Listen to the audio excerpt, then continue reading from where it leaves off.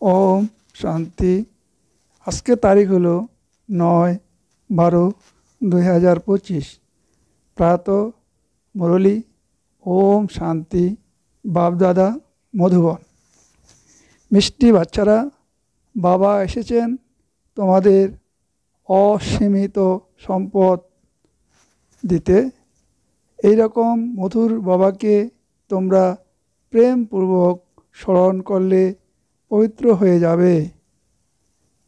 প্রশ্ন: বিনাশের সময় যত নিকটবর্তী হতে থাকবে তার চিহ্নগুলি কি হবে? উত্তর: বিনাশের সময় নিকটবর্তী হলে তখন 1 নাম্বার, সবাই টের পাবে যে আমাদের বাবা এসেছেন। 2 নাম্বার, এখন নতুন দুনিয়ার স্থাপনা, পুরানোর বিনাশ হবে, অনেকের সাক্ষাৎকারও হবে।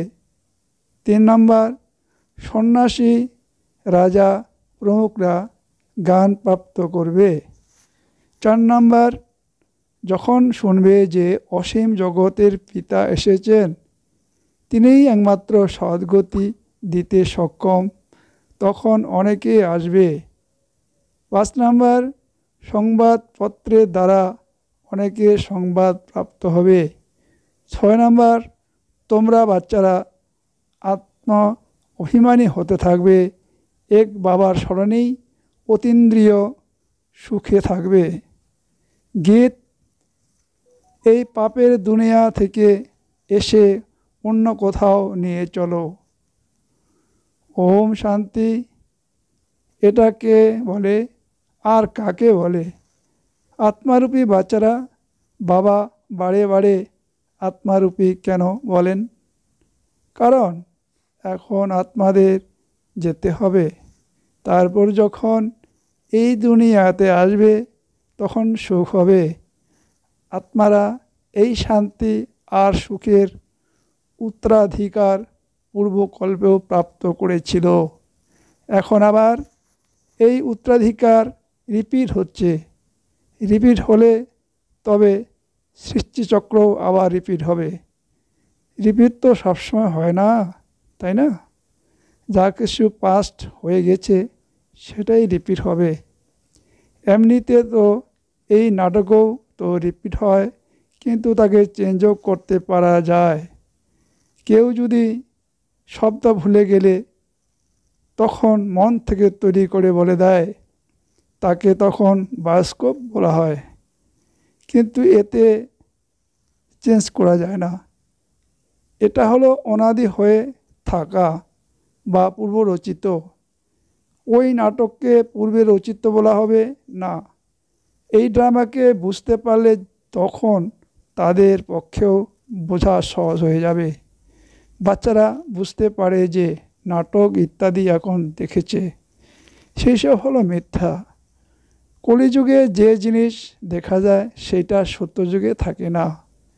সত্যযুগে যা হয়েছিল সেটাই আবার সত্যযুগেই হবে। এই পার্থিব জগতের নাটক ইত্যাদি আবার ভক্তি মার্গেই হবে। যে জিনিস ভক্তি মার্গে হয় সেটা জ্ঞান মার্গ অর্থাৎ সত্যযুগে হয় না। তাই এখন অসীম জগতের পিতার থেকে তোমরা অবিনাশী উত্তরাধিকারী প্রাপ্ত করছো। বাবা বুঝিয়েছেন, এক লৌকিক পিতার থেকে আর দ্বিতীয় পারলৌকিক পিতার থেকে উত্তরাধিকার প্রাপ্ত হয়। এছাড়া যে অলৌকিক পিতা আছেন তার থেকে উত্তরাধিকার প্রাপ্ত হয় না। ইনি নিজেই ওনার থেকে অর্থাৎ পারলৌকিক পিতার থেকে উত্তরাধিকার প্রাপ্ত করেন। এই নতুন দুনিয়ার প্রপার্টি সেটা অসীম জগতের পিতাই প্রদান করেন, শুধুমাত্র এনার দ্বারা অ্যাডাপ্ট করান। তাই ওনাকে বাবা বলা হয়। ভক্তিমার্গেও লৌকিক আর পরলৌকিক দুইয়েই স্মরণে আসে। ইনি স্মরণে আসেন না, কারণ এনার থেকে কোনো উত্তরাধিকারী প্রাপ্ত হয় না।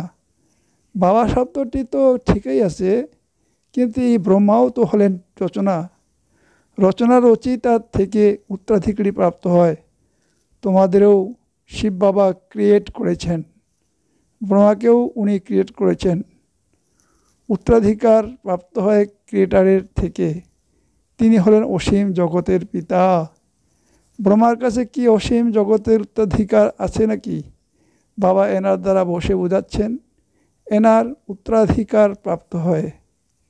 এমন নয় যে তিনি উত্তরাধিকার নিয়ে তোমাদের দেন।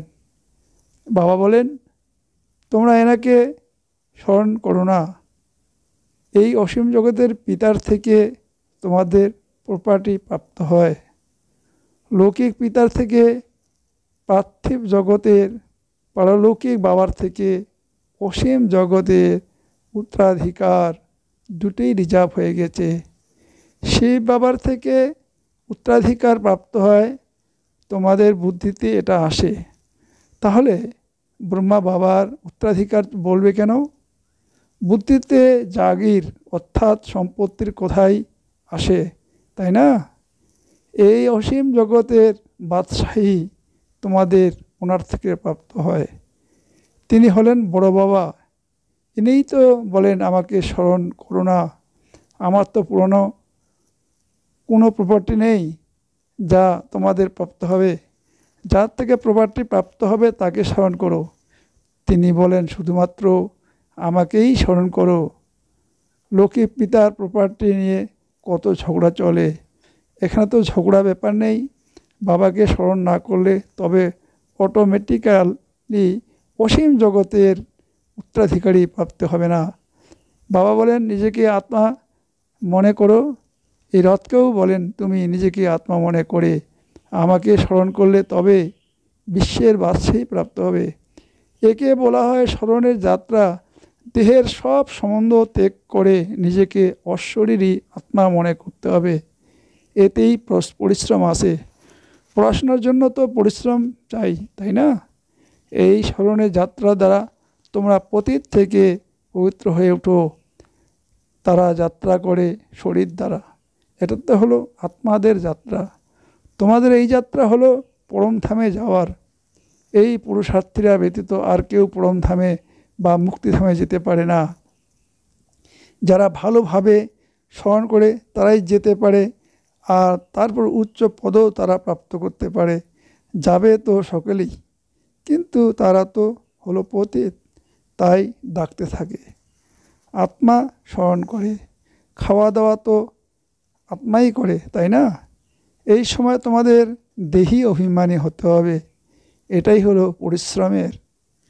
বিনা পরিশ্রমে তো কিছুই প্রাপ্ত হয় না, হলেও খুব সহজ। কিন্তু মায়ার বিরোধিতা হতে থাকে। কারোর ভাগ্যে ভালো হলে তাড়াতাড়ি করে এর সাথে জুড়ে যায়, কেউ দেরিতেও আসে। যদি বুদ্ধিতে সঠিক নিয়মে বসে যায় তো বলবে ব্যাস আমি এই আত্মিক যাত্রাতে লেগে পড়ি। এরকম তীব্র গতিতে লেগে পড়লে ভালো রকম প্রতিযোগিতা হতে থাকে। বাড়িতে থেকেও বুদ্ধিতে এসে যাবে, এটা তো খুবই ভালো, রাইট কথা। আমরা নিজেদের আত্মা মনে করে পতিত পাবন বাবাকে স্মরণ করি। বাবার আদেশ অনুযায়ী চলতে তবে পবিত্র হতে পারবো। হব তো অবশ্যই। পুরুষার্থের ব্যাপার, এটা হলো খুবই সহজ। ভক্তি মার্গে তো খুবই ডিফিকাল্টি হয়। এখানে তোমাদের বুদ্ধিতে আছে, এখন আমাদের ফিরে যেতে হবে বাবার কাছে। আবার এখানে এসে বিষ্ণুর মালাতে জপের দ্বারা আবর্তিত হতে হবে। মালার হিসাব করো, মালা তো ব্রহ্মারও আছে, বিষ্ণুরও আছে, রুদ্রও আছে। সর্বপ্রথম তো নতুন সৃষ্টি হবে, বাকি সব পরে আসে। যদি পরেই জপের মাধ্যমে আবর্তিত হয়, বলবে তোমাদের উঁচু কুল কি? তোমরা বলবে বিষ্ণুকুল।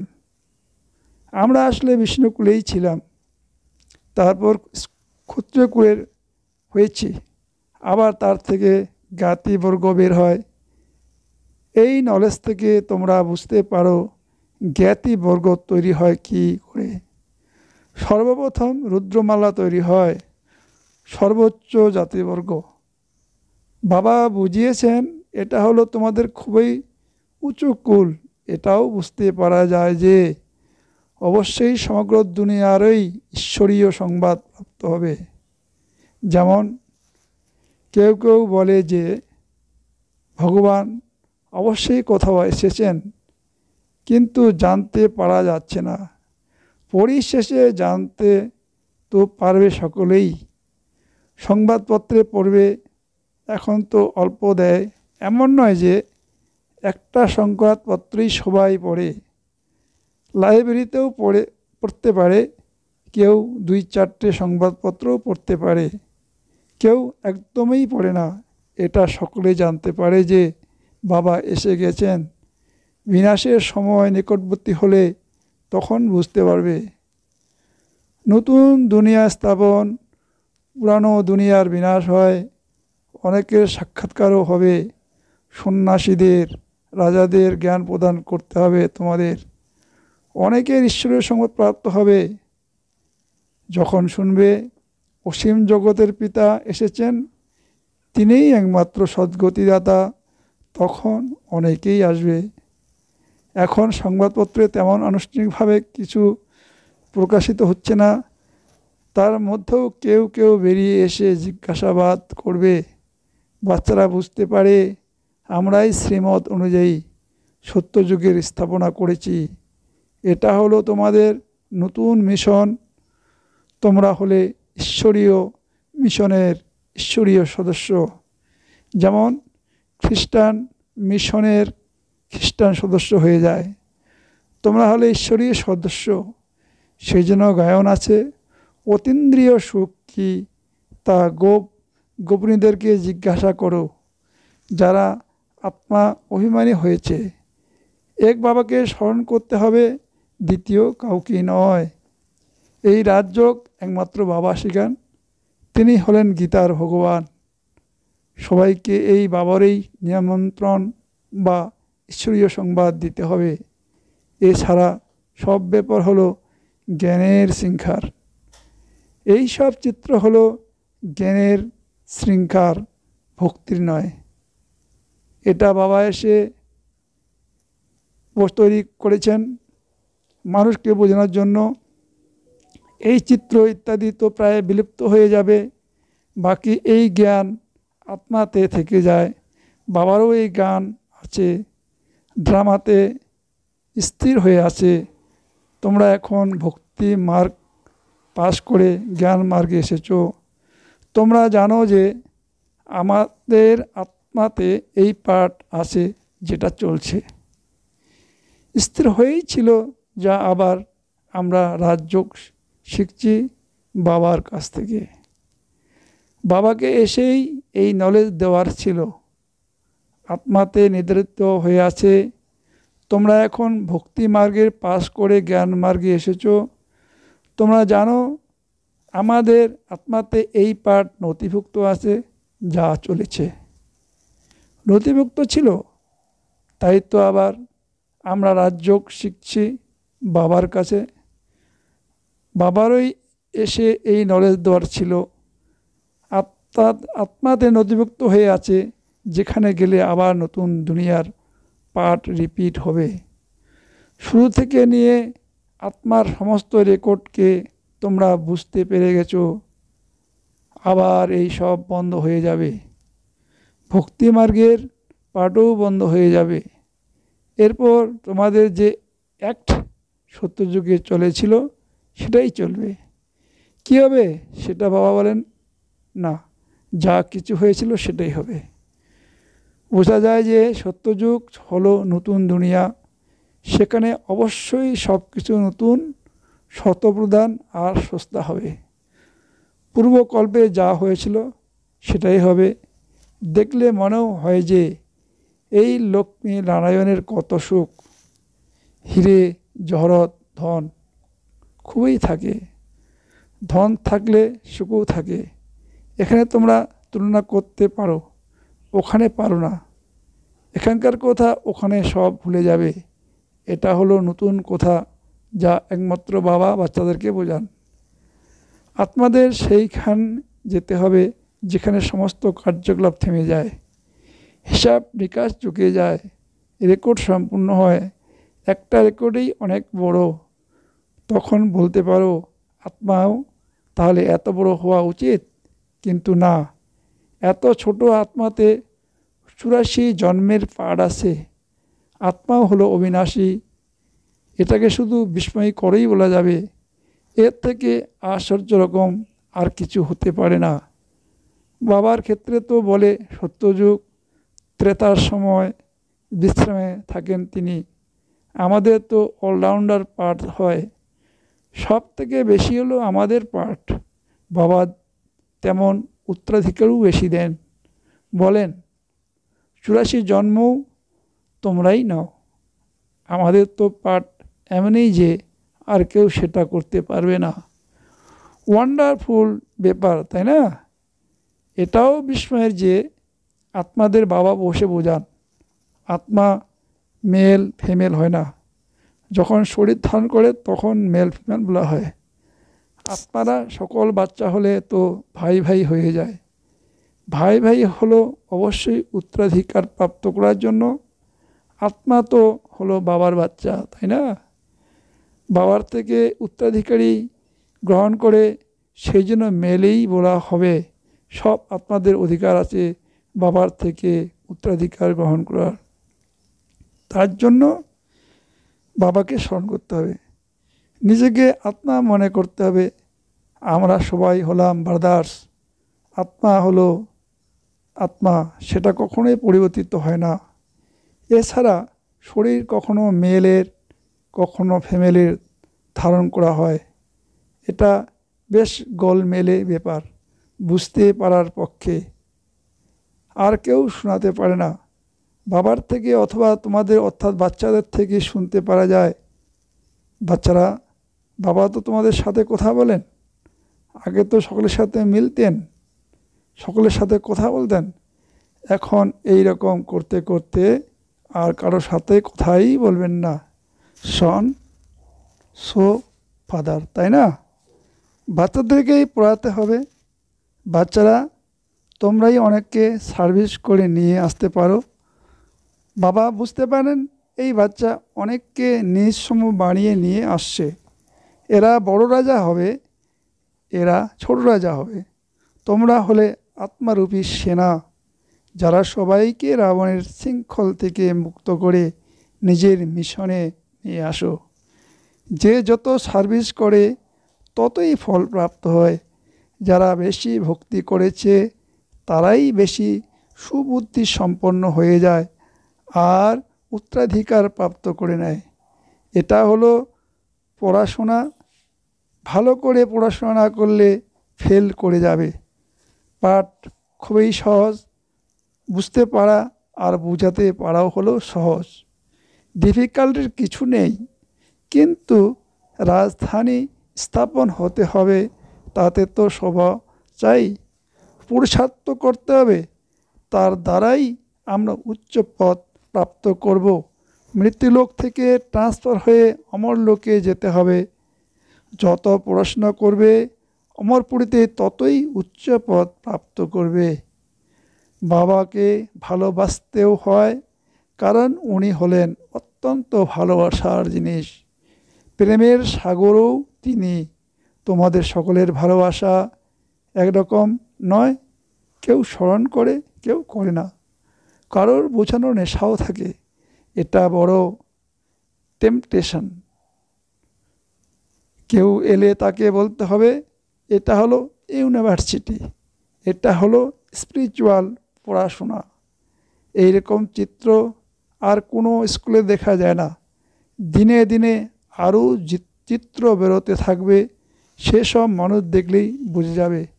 সিঁড়ি হলো খুবই সুন্দর, কিন্তু দেবতা ধর্মের না হলে তবে সেটা বোধগম্য হবে না। যারা এই কুলের হবে তাদের তীর বিঁধবে, যারা আমাদের দেবতা ধর্মে পাতা হবে তারাই আসবে। তোমাদের ফিল হবে এ তো খুবই আগ্রহ নিয়ে শুনছে, কেউ তো এমনিই চলে যাবে। বাবা প্রত্যেক দিন নতুন নতুন কোথাও বাচ্চাদের বোঝাতে থাকেন। সার্ভিসের খুব বড় শখ থাকা চাই। যারা সার্ভিসে তৎপর থাকবে তারাই বাবার হৃদয়ে স্থান পাবে আর সিংহাসনেও বসতে পারবে। যত এগোবে তোমাদের সব সাক্ষাৎকার হতে থাকবে, সেই খুশিতে থাকবে তোমরা। দুনিয়াতে তো হাহাকার খুবই হবে, রক্তের নদীও বইবে। বাহাদুর বাচ্চারা যারা সার্ভিসে সদা তৎপর, তারা কখনো ক্ষুধায় মরবে না। কিন্তু এখানে তো তোমাদের বনবাসে থাকতে হবে, সুখও সেইখানে তোমাদের প্রাপ্ত হবে। কন্যাদেরও তো অত্যন্ত সাধারণভাবে রাখা হয়, তাই না? শ্বশুরবাড়ি গিয়ে শাড়ি গহনে পরে খুব সজ্জিত থাকুক। তোমরাও শ্বশুরবাড়ি যাচ্ছ, তাই তোমাদেরও সেই নেশা থাকে, সেটা হলো সুখধাম। আচ্ছা, মিষ্টি মিষ্টি হারানি দিই বাচ্চাদের প্রতি মাতা পিতা বাপ দাদার স্মরণের স্নেহ সুমন আর সুপ্রভাত। আত্মাদের পিতা তার আত্মারূপী বাচ্চাদেরকে জানাচ্ছেন নমস্কার। ধারণার জন্য মুখ্য সার: 1 নাম্বার, মালাতে গ্রন্থিত হওয়ার জন্য দেহি অভিমানী হয়ে তীব্র গতিতে স্মরণের যাত্রা করতে হবে। বাবার আদেশ অনুযায়ী চলে পবিত্র হতে হবে। 2 নাম্বার, বাবার পরিচয় দিয়ে অনেককে নিজ সম বানানোর সার্ভিস করতে হবে। এখানে বনবাসে থাকতে হবে। অন্তিম হাহাকারের সিন দেখবার জন্য মহাবীর হতে হবে। বরদান: বন্ধনের খাঁচাগুলিকে ভেঙে জীবন মুক্ত স্মৃতির অনুভবকারী সত্যিকারের ট্রাস্টি ভব। শরীরের বা সম্বন্ধের বন্ধনই হলো খাঁচা, দায়িত্ব পালনেও নিমিত্ত মাত্র হয়ে পালন করতে হবে। বন্ধনে আবদ্ধ হয়ে নয়, তখন বলা হবে নির্বন্ধন। যারা ট্রাস্টি হয়ে দায়িত্ব পালন করে তারাই হলো নির্বন্ধন। যদি কোনো আমিত্ব ভাব থাকে, তাহলে সে মায়ার খাঁচায় বন্দী আছে। এখন খাঁচার ময়না থেকেও ফরিস্তা হয়ে যাও। এই জন্য কোথাও অল্প একটু যেন বন্ধন না থাকে, মনেরও বন্ধন থাকবে না। কি করব, কীভাবে করব, করতে চাই কিন্তু হয়ে ওঠে না, এগুলি হলো মনের বন্ধন। যখন মরজিবা হয়ে গেছো, তো সব প্রকারের বন্ধন সমাপ্ত। সদা জীবনমুক্ত স্থিতির অনুভব হতে থাকবে। স্লোগান: সংকল্পগুলিকে বাঁচাও, তাহলে সময় বাণী সব সত্যই বেঁচে থাকবে। অব্যক্ত ইশারা: এখন সম্পূর্ণ বা কর্মাতীত হওয়ার ধুন লাগাও। কর্মাতীত অর্থাৎ কর্মের যে কোনো বন্ধনের স্পর্শ থেকে ঊর্ধ্বে, এইরকম অনুভব বৃদ্ধি হতে থাকবে। কোনো কার্য যেন স্পর্শ না করে, আর করার পর যে রেজাল্ট বের হয় সেটাও যেন স্পর্শ না করতে পারে। একদমই পৃথক ভাব অনুভব হতে থাকবে, যেন মনে হবে কর্মটা অন্য কেউ করাচ্ছে আর আমি নিমিত্ত হয়ে করছি। নিমিত্ত হওয়াতেও পৃথক ভাব অনুভব হবে, যা কিছু পাস্ট হয়ে গেছে ফুল স্টপ লাগিয়ে পৃথক হয়ে যাও। ওম শান্তি, ওম শান্তি, ওম শান্তি।